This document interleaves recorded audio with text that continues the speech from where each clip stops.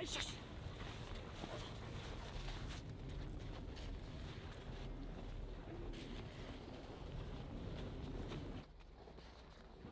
Allez, il est là le banane. Tiens, il est là le banane. Allez, allez, il est où le boudin? Allez, tu cherches. Allez, je cherche. Allez, je cherche. Allez, va chercher le boudin. Allez, allez, allez. Allez, mon chien. Allez, c'est bien ça. Là. Va chercher le boudin. Allez, allez, allez. Allez, c'est bien ça. Allez, tu l'as sauvé. Allez, tu l'as sauvé. Ouais. Allez, tu l'as trouvé. Ouais, bravo, C'est Stache. bien ça. C'est bien. Mais oui, c'est bien. Oh ça. le gant. Bah, c'est surtout avoir la connexion avec le chien. C'est passer beaucoup de temps quand il est petit avec lui. Tout le temps quasiment. Tout le temps avec lui. Et puis après, c'est sur la base du jeu. Donc c'est son boudin qui est là. Voilà, c'est avec ça qu'on l'entraîne beaucoup. C'est son jouet, c'est son Graal en fait.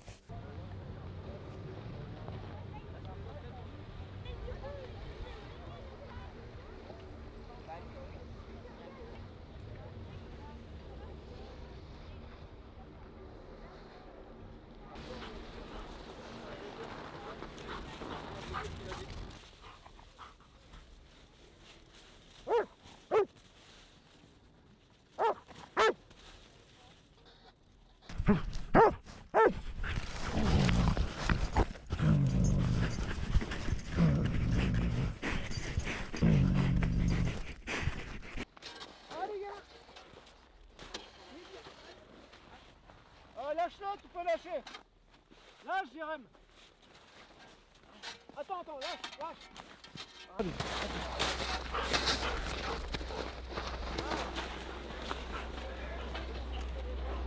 Et une fois que tout ça, ça avance dans le temps, au fil des mois, la finalité c'est de faire un trou fermé, à vue. Donc toujours avec le papa.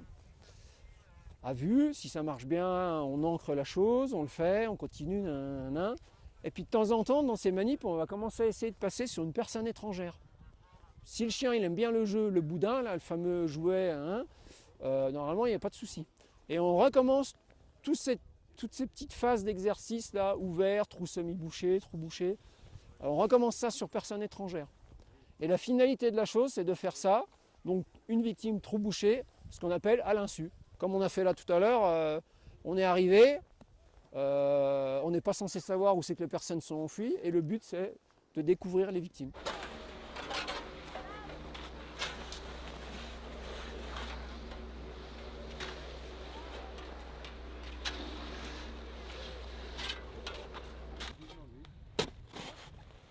Est-ce que t'as allumé la GoPro? Ouais, tu l'allumeras pour te relancer.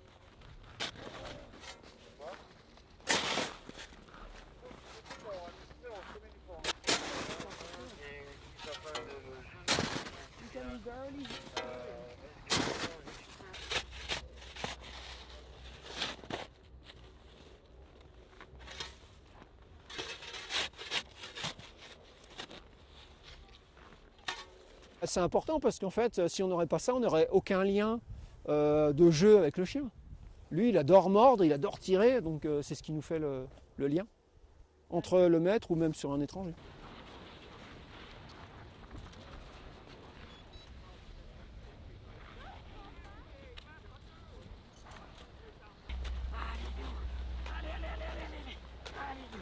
Allez, va chercher. Allez, allez, va chercher le ballon. Allez, va chercher. Allez.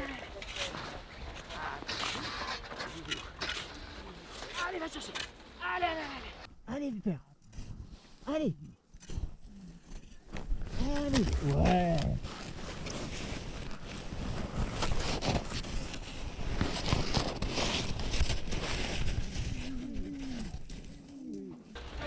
Allez.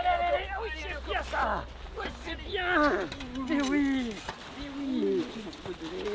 Tu l'as trouvé. Tac. Après, il y a plusieurs facteurs. Si la météo est avec nous, le plus rapide c'est l'hélico. Ou à moins que ça soit vraiment on est sur le secteur et puis l'avalanche se passe ici, bon bah on est super rapide. Mais après, tous les moyens de déplacement sont bons, le télésiège, le scooter, le ski. Au pire, on peut porter le chien un petit peu s'il n'est pas trop lourd. Mais principalement, c'est souvent, si la météo le permet, l'hélico.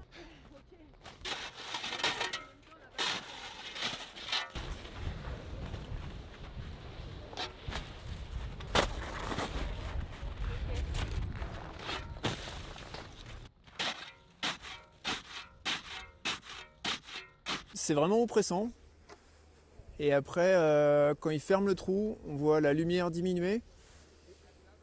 On est un peu dans une position un petit peu fétale, donc du coup la respiration, c'est pas ce qui facilite la respiration. Donc après, il faut se concentrer un petit peu sur la respiration pour se détendre. Il y a un facteur qui aide, c'est que sous la neige, on entend très bien ce qui se passe à l'extérieur.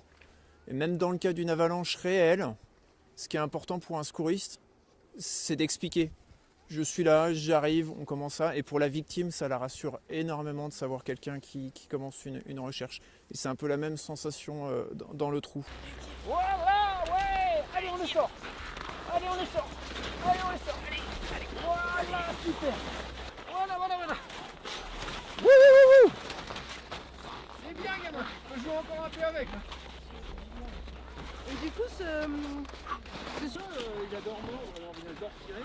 C'est ce qui fait la liaison entre lui et l'étranger hier. ok. Ouais. T'as un préféré? Lui, dans sa tête, quand il part là-haut, c'est ça. Hein. Ouais. C'est ça qu'il cherche. Estache, et gamin.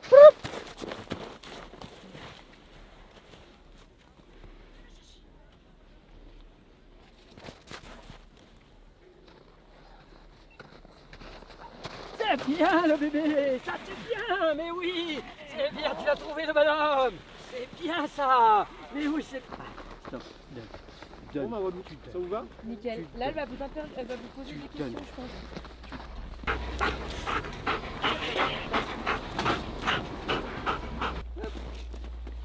Top. Et, This morning I have seen an area is too dangerous.